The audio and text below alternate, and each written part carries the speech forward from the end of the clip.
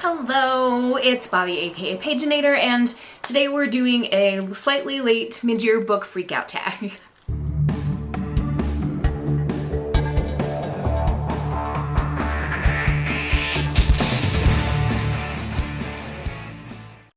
So I was tagged to do this by Janie over at the Crafting Bookworm. Thank you, Janie. And even though it's August, I can still reflect back on the books that I've read so far in 2024 and think about some of the good things and maybe not so good things that I've read. Question number one is the best book you've read in 2024. And this is kind of a hard decision, but I'm going to have to go with my gut and say The Women by Kristen Hanna. This is a gut-wrenching, heart-wrenching book, but it's based on true events and things that really happened. And it's just, ooh, it was so good. This is about Frankie McGrath, who is a young woman when the war starts, and one of her brother's friends makes this comment to her that women are capable of being heroes too, and she takes that to heart. She's had some nursing training, so she signs up to be a nurse and gets shipped to Vietnam, sees horrible, horrific things, and experiences terrible things. And some of this we're seeing through flashbacks, but then we're also seeing her time spent there, or the other women that were there, and the men that were in and out of her life, and how she's treated when she comes back. And one of the things that's really frustrating to me, and I want to try to not give spoilers for this also, but I don't think it's a spoiler to say that, like, the American public was told that there were no women going to Vietnam. So when she gets back, she's immediately treated badly because people don't believe that she was there, which is not cool. But if you're thinking about picking this up, please read it, or you'll read anything by Kristen Hanna. The Nightingale made me bawl my eyes out. You know, she's that good. Number two is the best sequel you've read this year. This one I'm going to show you is actually the third book. So does it count as a sequel? Sure. I don't know. This is A Curse for True Love by Stephanie Garber. This is the third book in the series based on Jax, which is spinning off from the Caraval series. And Jax is the Prince of Hearts, and in the first book, Evangeline makes a deal that he will stop the wedding of her true love in exchange for 3 kisses that she has to give to whomever, whenever he says. And it takes them into a world of court and mystery and intrigue and secrets, and all kinds of crazy things happen. And I absolutely adored this third book. So, yeah. Coincidentally, I know that Janie needs to read both of these 2 books, and I think she's actually talked about both of them in her tag. Please go read them. Number 3 is a new release that you haven't read, and that is The Darkness Within Us by Trisha Levenseller. This is actually a sequel, or no, it's a companion to The Shadows Between Us, which is the best Slytherin, like true Slytherin romance I've ever read. I always talk about that as a Slytherin romance because it is. But this is about the main character of that one's sister and her story. So I'm very intrigued to read this, and I'm going to get to it as soon as I possibly can. Yeah. Question 4 is your most anticipated release of 2024. And I have to say it's Wisteria by Adeline Grace. It is the third book in the Belladonna series, and it's paranormal, it's vibey, it's to deal with poisons and gardens and magic and family secrets and but I mean, seriously, I pre-ordered the third book from Barnes & Noble back in April. So I'm very excited. I'm also really excited about Where the Library Hides by Isabella Banez, and Throne of the Fallen by Carrie Maniscalco, and I don't know, a lot. Number 5, biggest disappointment of 2024. I hate to do this to my girl, Jenny Colgan, but I have to say The Cafe by the Sea. I have absolutely adored, given 5-star ratings to everything else that I've read by this author. I'm not sure what happened here. This is about Flora, who is a legal assistant, I believe, and she gets sent back to her home village in one of the northern islands above Scotland, still like part of Scotland, but way north. And she doesn't ever want to go back there again, especially since the death of her mother. But she has a bunch of brothers and a father that are still there. And she's sent by her boss for a work thing. And there's some really, I thought the romance, because Jenny Colgan always writes romances, like, I thought that the romance was going to be between her and this man that's an islander there, but that's not what it was. And it really bothered me that the two characters who ended up together did, because they each took turns telling their story and things they've been through in their life and that kind of stuff. And then they ended up together, but there was no communication to each other of any of that. Like, at all. It was just, we both learned these things about these people and kind of learn to understand why they deserve love and need love in their life, but they don't communicate to each other than like, you're hot, let's go get a drink, let's go sleep together. Like, that really annoyed me. Where's the relationship building? Anyway, disappointing. But that doesn't mean I'm going to stop reading Jenny Colgan's books. I still love all of her other ones that I've read. Number 6 is the biggest surprise of 2024, and that's going to go to The Line Tender by Kate Allen. This is a middle grade that I read for Sharkathon, and I had it recommended to me by someone who reads a ton, like reads 200 plus books a year, and they said this was phenomenal. And it's not that I didn't trust their opinion. I was just like, yeah, it's probably cute, I don't know. But oh man, was this amazing. So again, it's a middle grade. It's about a young girl whose mom died quite a while ago. She was a marine biologist, and so she's with her dad, and then she has a best friend, and they do everything together. And over the summer, they're making a field note of animals they've seen in real life. And they live in like the Cape Cod area, and a great white shark gets accidentally caught, and so like the whole town comes to see the shark. So they're like, yeah, we can put a great white in our field notes book, and it's gonna be amazing. And I have to tell you, without trying to spoil, some sad things happen in this book. When a tragic thing happens, Lucy, our main character, begins to write letters to someone as a way of healing, and it's really interesting to see how she deals with the healing from this tragedy. And also we get to see some beautiful illustrations of different sharks and things. For example, here is a wobbegong, and there's lots of sharks in here. Okay, but again, I mean, it just surprised me because of just how much I adored it. I was thinking, oh, it's gonna be a cute read. I didn't know it was gonna like hit my heart so hard. Number 7 is a new favorite author this year, and I'm gonna have to say the same author that Janie did, which is Abby Jimenez. I've read all 3 of her Part of Your World series this year and absolutely adored every single one. There's Part of Your World, Yours Truly, and Just for the Summer. All 3 were 5-star reads for me, and they are romances, but I don't want to say lighthearted because all of them deal with real issues and people struggle and go through, but they deal with them in such a beautiful way. And I'm going to talk more about one of the other ones later, so we'll come back to that, but definitely a new favorite author. Number 8 is your newest fictional crush, and I mean, I have a feeling that a lot of people have probably said this particular character, but it's Xaden Ryerson from Fourth Wing. I love him. I love him. I love Violet. I love how he calls her Violence. I love their story together. And one of the things that really made me love Xaden a lot is that when Violet was going through such a hard time, she's at if you don't know the series, she's at a training academy, and she's going to become a dragon rider and like a warrior. And one of her good friends who's been at the academy already a year and knows her well and knows that she has like chronic pain and like different medical issues with her body, this friend kind of tries to pull a Tamlin situation and be like, no, I'm just gonna hide and insulate and protect you, and you don't have to do anything, let me take care of you. And Xaden kind of pulls a Rhysand thing where he says, get up and fight. You're gonna do this, and kind of make sure that she learns that she can do really, really, really, really, really hard things that she didn't think that she could do before.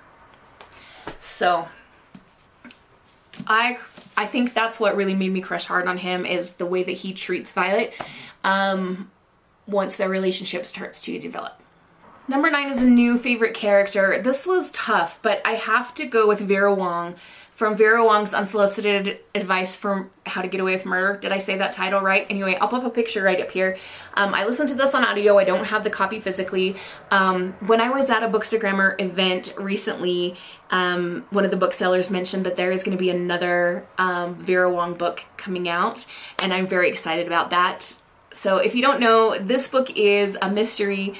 Vera Wong runs this kind of like defunct tea house in Chinatown, I think in San Francisco, if I'm remembering right. This is such a character-driven book, though. It's kind of like some of the details are a little fuzzy. But anyway, one day she goes down to open up the tea house and finds a dead body on the ground. And she thinks, well, I'll call the police, but I'm also pretty good at doing things, and I probably will be better at solving this mystery than the cops, so I should hurry and outline the body. And maybe she accidentally takes a flash drive off of the body and starts her own investigation. And what she does is kind of worms her way into the lives of the people she feels are suspects, like the wife of the man that died and some other people. And she does kind of end up like becoming a surrogate mom in their families, even though she's investigating them for murder, and she's just so delightful. So she has to be my favorite fictional character. Number 10, a book that made you cry. I think this is actually Janie's book that made her cry as well. This is Yours Truly by Abby Jimenez. So this is the second one of hers that I read, and this one I cried because of the anxiety representation in this book. We have Brianna and Jacob, who are both doctors, and they have a relationship. It is, it's Abby Jimenez, so there's going to be romance and stuff, but the thing that made me so emotional and cry was the way that his anxiety was represented, because it's very much like mine. The way that the author explained how it was hard for him to go into situations not knowing certain things, like even down to little things like, where should I park when I'm going to this party? How many people are going to be there? Like, are there going to be tables to sit at? Like, all this stuff. And those kind of things, I also like to know, like, when I went to that Bookstagrammer event, I messaged the shop a couple of times and said, I'm so sorry to be asking questions. I have an anxiety disorder. Can you please tell me this and this and this? And they were so nice to work with. And I don't know. I think the emotional part, really, when I think about it, was when you see yourself in a book. And I'm not a man, I'm not a doctor, but Jacob and I have very similar situations with our anxiety, and so that's what made me emotional. And I'm even getting like a little, I can hear it in my voice, I'm getting a little tightness. I need to move on from this book so that I don't cry in this video. So number 11 is a book that made you happy, and I have to mention this book here, The Spells We Cast by Jason June. You see there's a cowboy on the front cover. First of all, I would say Jason June is a queer author, and all of his books feature queer characters. I think all of his books have this like joy within them as well, and this was certainly the case with this one. I posted a picture of this on my Instagram and tagged him, and he was kind enough to like comment back and say thank you for reading. So I replied and said I always enjoy your books, and he replied with like a crying emoji and a heart emoji, and I was like, aw. I love it when authors like aren't too big for their britches and can like, have a conversation with people. It's cool. But anyway, let's talk about this book. So we have a world where different magical creatures, all under the umbrella term magicians, exist, and there are these rules that only a certain amount may be allowed to progress with their power. So every year, the magicians who reach a certain age are invited to the culling, and if you make it through the culling, then you're allowed to continue to develop your powers. If not, you're immediately stripped of your powers. Like, in front of everyone, it's a shameful experience, and it happened to Nigel's father. Nigel's our main character. He is the cowboy that you saw on the cover, and he has elf ancestry. And then we also have Ori, who is kind of snarky and very pessimistic. He's a good foil to Nigel, who's very positive and tends to be quite upbeat. And Ori is from the Sprite magic family, if I remember right. It wasn't that long ago I read this. I just have so many books swirling around my head. Sometimes I get confused, so sorry if I messed that up. But these two kind of have a hate to love, forced to work together situation. I do feel like there is going to be a continuation of this series because it can't end the way that it does, or I'm going to have to message Jason June again and say, okay, look, we need to have a talk. I'm pretty sure that he's got a second one coming out soon. But anyway, it's about how these two boys get through the culling, or do they get through the culling?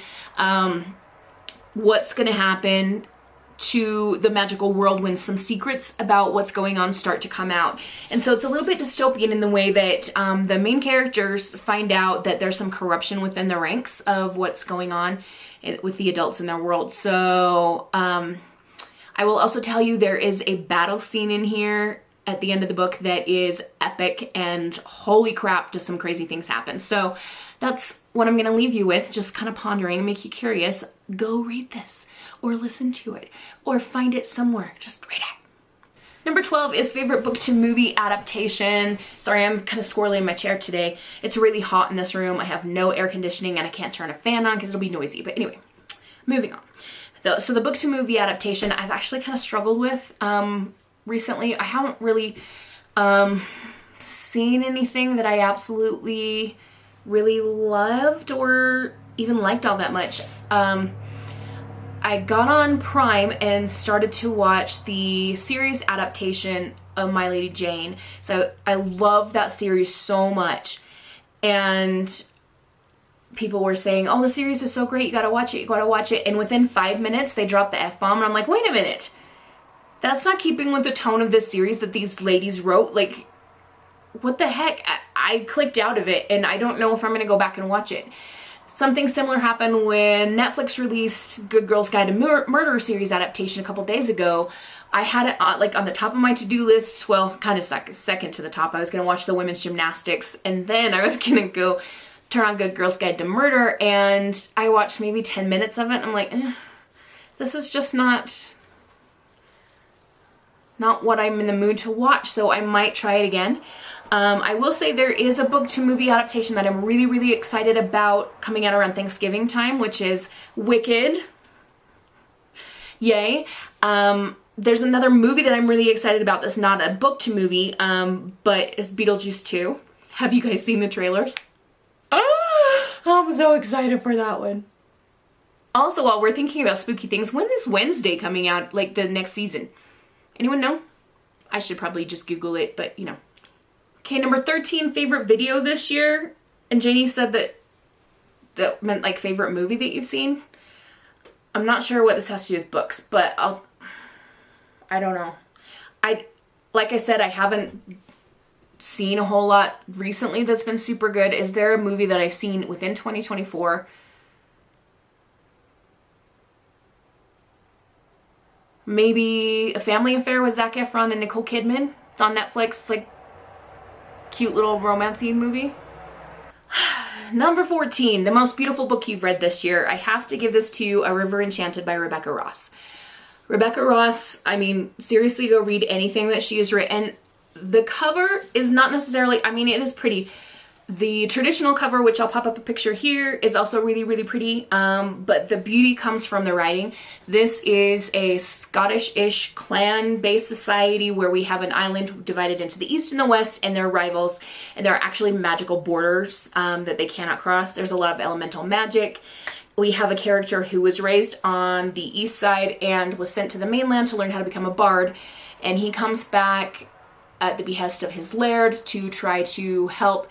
And what he learns is that it's actually the laird's heir, his childhood rival, who happens to be a really pretty girl, who has invited him back because the young girls on their side of the island have been going missing, and she needs help figuring it out. And she thinks he can access, with his music magic, can access the spirits maybe, like my mom used to do, and we can have the spirits help us find these missing girls and get them back to their families. These are little girls too. We also have several narrators in here. We have the stepmom of one of the little girls. We have her dad. We have both of our lead characters. So Jack is the bard that's been summoned back. Adara is the Laird's heir that's brought him back. And it's kind of a mystery slash just kind of Scottish Island vibey situation with clan rivals. I don't know. I'm not doing a good job of describing this, but I will say that immediately after closing the page on this one, I went to Libby and reserved the audiobook of the sequel because I thought, you know what, I can probably get the audiobook quicker than I can get a physical copy in my hands. And so my turn has come up on it, and as soon as I finish listening to my current audiobook, I'm going to jump into that one, and I'm very excited. Question 15, what's the book you need to read before the end of the year? And there's a lot, actually, but since I have this one, I'm going to hold it up and show you The Grandest Game by Jennifer Lynn Barnes. This continues with the characters, some of the characters from the Inheritance games.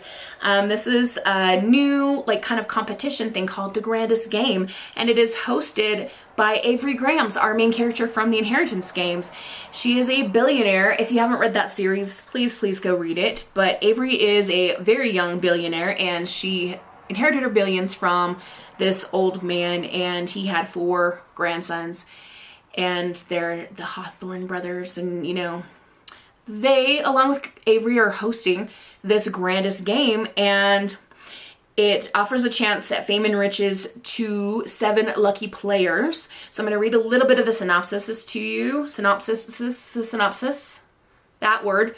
Lyra is haunted by the death of her father and the mysteries he left behind. She tells herself she's playing the grandest game for the multi-million-dollar prize money, not for the answers about the Hawthorne family's involvement in her father's death, and not to confront the infuriating, enigmatic Grayson Hawthorne. Do we smell a romance here?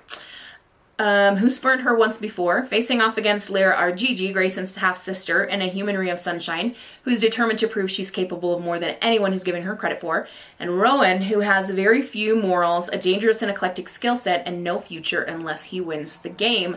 Ooh, is he gonna be involved in like a romance? Is there gonna be like a love triangle with Lyra and Grayson and Rowan, maybe? I don't know, I'm totally just guessing things here. But there's gonna be a private island, puzzles to be solved, rivals, you know, all kinds of crazy things, the way that only Jennifer Lynn Barnes can do. Hey guys, I just finished filming the mid-year book freakout tag and realized that I forgot to tag someone. So I'm gonna tag Diz is 19 Hearts. And if you have some time, I'd love to hear your thoughts on these bookish questions. Anyway, that's gonna be it for today. Have a wonderful, magical, and bookish day. Happy reading. Adios.